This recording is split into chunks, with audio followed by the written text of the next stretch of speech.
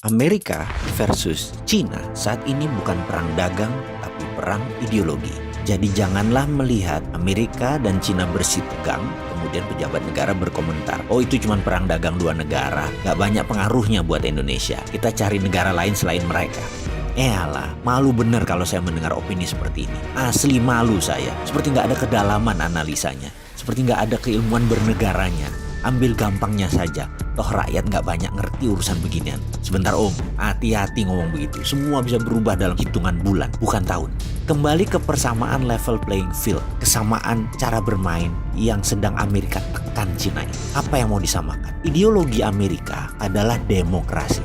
Ideologi Cina adalah komunisme. Amerika adalah swasta murni atau disebut market driven. Cina adalah government driven cara mengelola ekonominya. Amerika adalah kapitalisme, China adalah state capitalism. Ini level playing field beda banget. Amerika ingin menerapkan demokrasi sebagai landasan berdagang dan menggunakan alat penekan tarif masuk tinggi. Saat ini terlebih dahulu terhadap Cina. Amerika sangat anti dengan state capitalism karena untuk menegakkan state capitalism harus menggunakan state authoritarian atau menggunakan kekuatan pemerintah represif tangan besi, menekan pasar, menggunakan kekuatan negara seakan menjadi fasis sehingga pasar bebas seakan tidak ada. Itulah kapitalisme melihat state kapitalisme, melihat negara berbisnis berbasis BUMN. Gaya heavy on government dan less to private atau semuanya pemerintah dan kurangnya peran swasta adalah ideologi yang harus diterapkan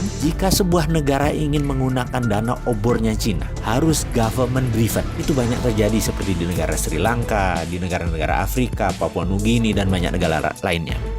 Framework demokrasi ekonomi dan state-driven ekonomi itu dua ideologi berbeda yang menjadi titik awal perang dagang. Ini perang baru dan senjatanya bukan bedil, tapi saat ini diawali dengan perang tarif dan perang dagang. Lalu bagaimana melihat perang ini bagi Indonesia dan bagaimana solusinya? Biar gampang, kita mau melihat negara mana yang melakukan state capitalism, yaitu jika mau masuk sebuah negara mereka minta government guarantee. Negara mana yang menggunakan swasta pada saat deal B2B, tapi senatornya, presidennya ikut menekan sebuah negara, ya. Itu kita harus mencurigai apa negara tersebut. Jadi Indonesia sekali lagi, ke depan bagaimana? Kalau saya secara pribadi, saya anti pasar bebas kapitalisme. Semua sahabat saya tahu bahwa saya anti state capitalism. Jadi saya anti Amerika, saya anti Cina, saya anti IMF, dan saya anti obor. Lalu ideologi bisnis saya apa? Ideologi bisnis saya adalah ekonomi Pancasila. Apa itu ekonomi Pancasila? Ekonomi Pancasila adalah ekonomi berbasis